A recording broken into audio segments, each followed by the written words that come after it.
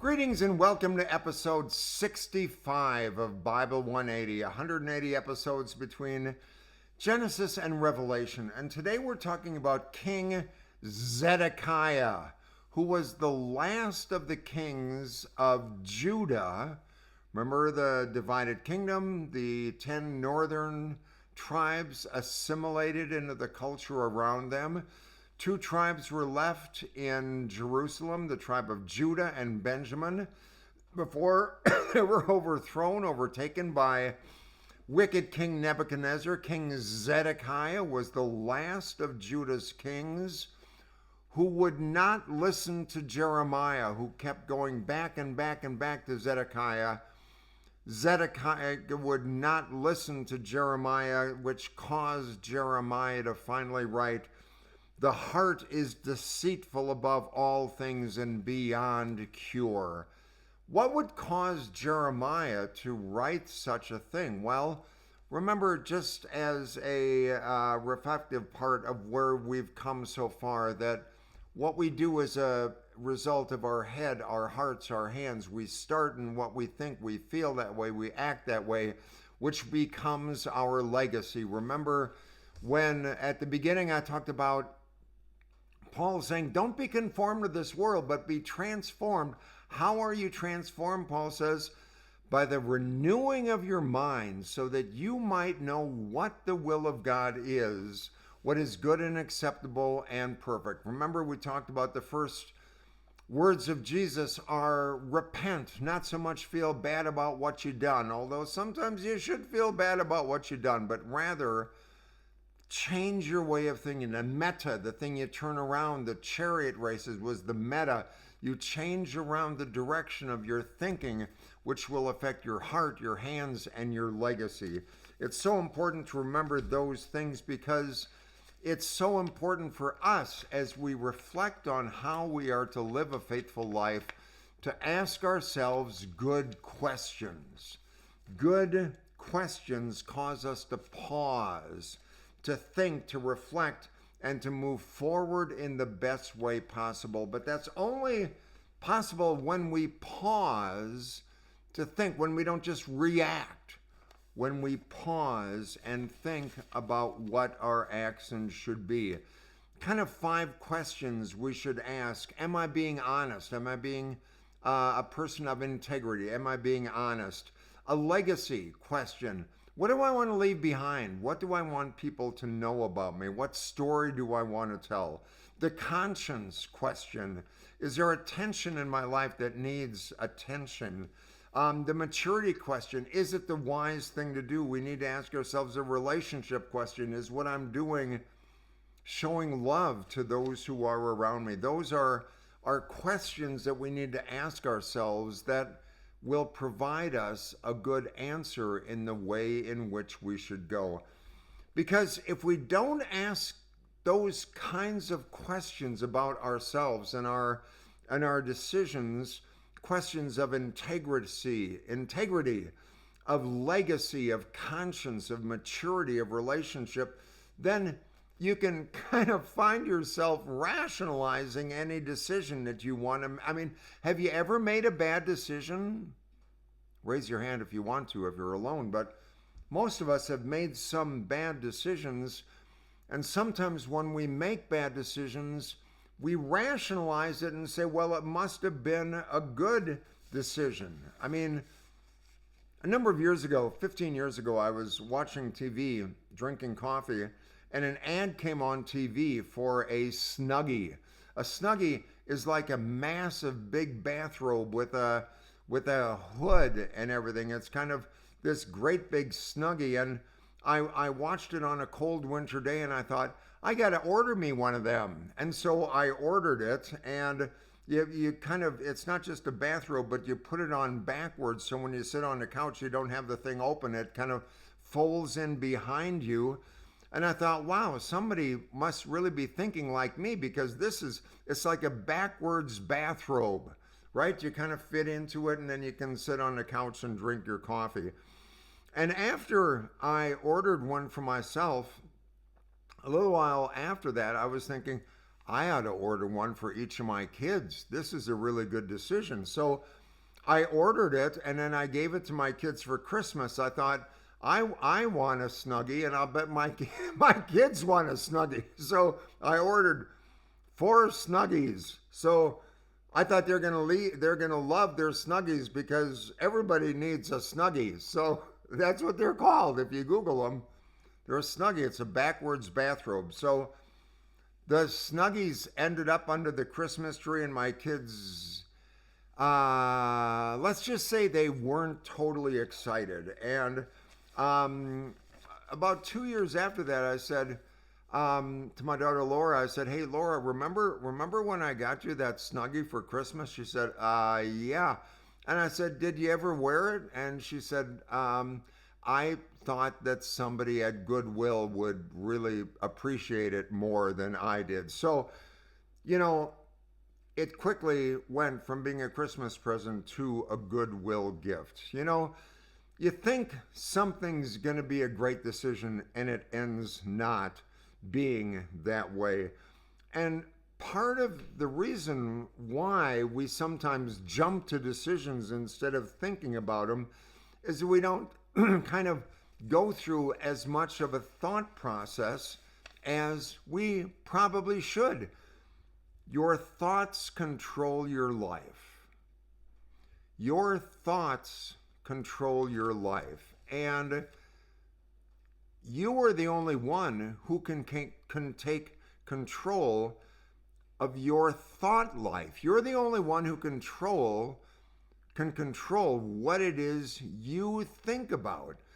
I mean, our heads are full of all kinds of things that really don't belong there. I mean, there are things that don't belong in our heads.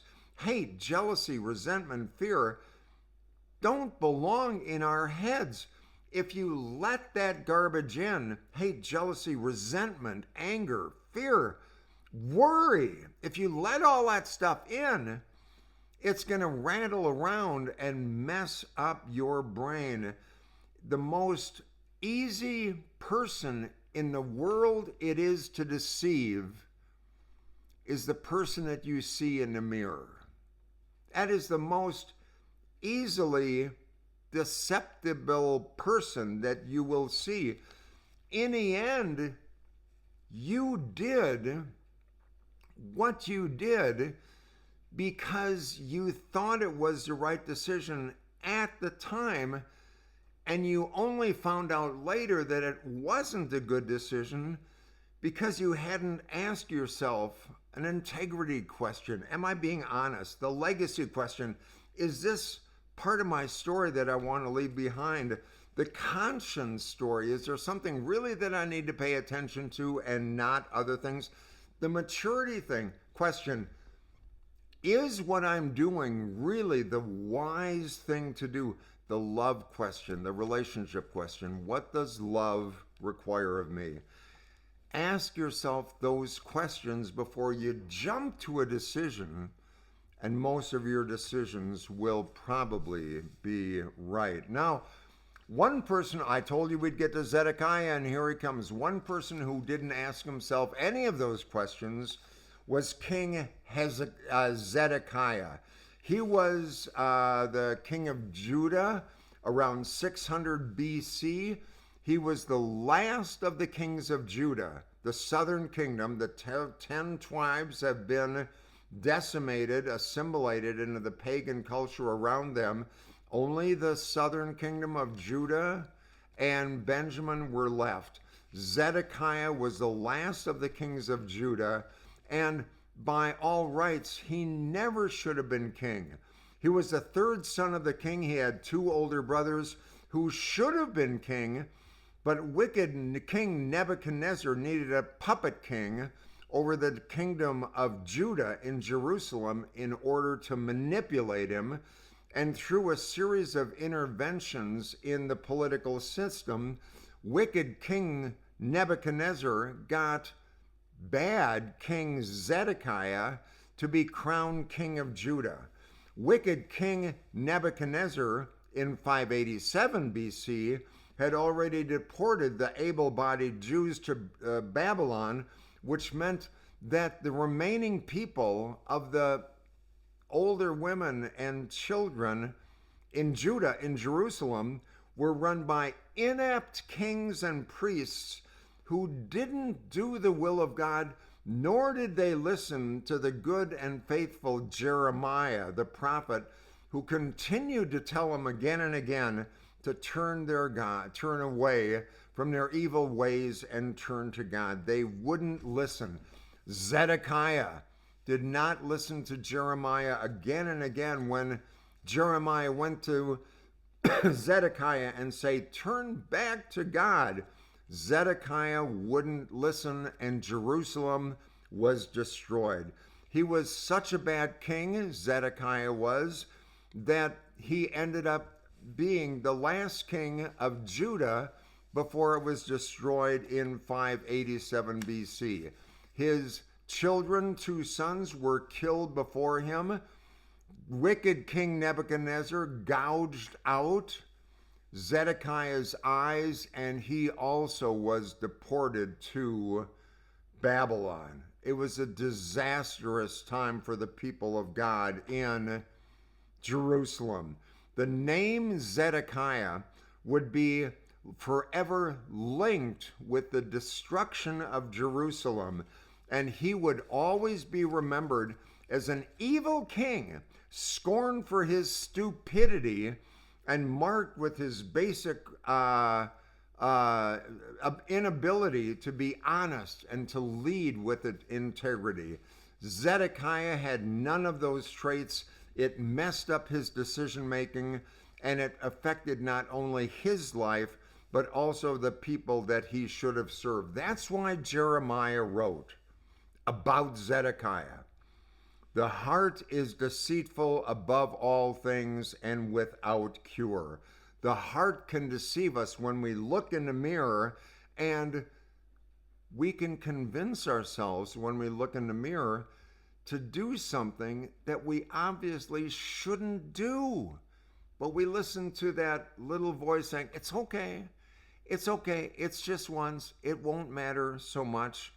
We don't pause, we don't reflect, we don't ask ourselves good questions in the pursuit of making better biblical decisions. Now, there's 2 phrases that I would just like to suggest that you remember. First is just the word really. Really.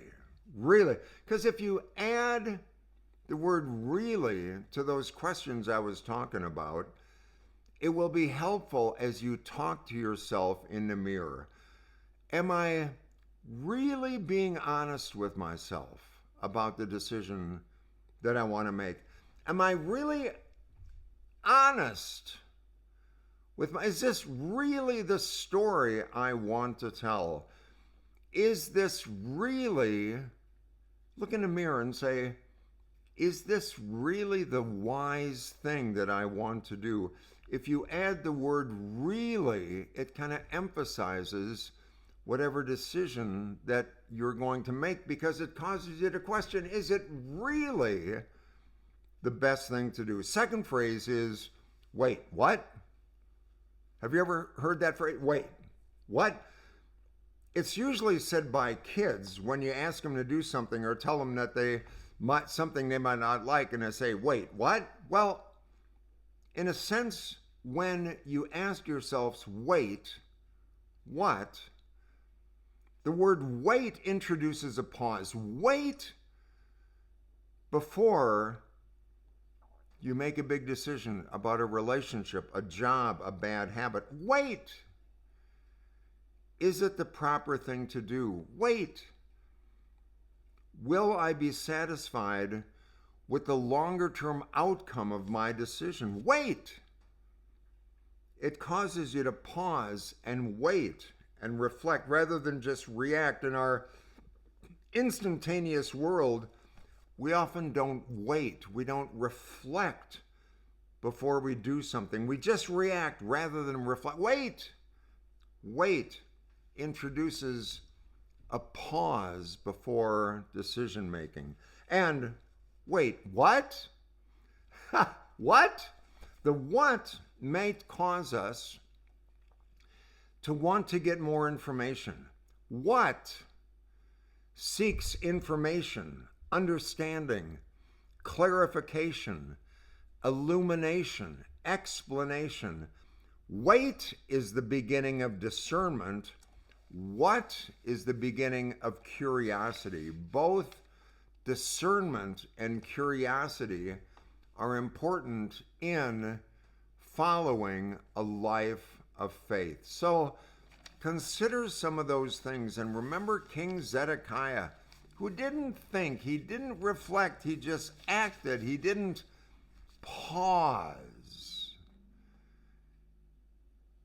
He didn't pause. Oftentimes, pausing just causes us to reflect more. And in the stimulus and response, the pause that lies between stimulus and response, rather than just reacting, causes us to make much better decisions, much unlike King Zedekiah, who didn't pause, who just kept making one bad decision after the other.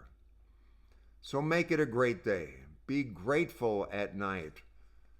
Pause. Pause.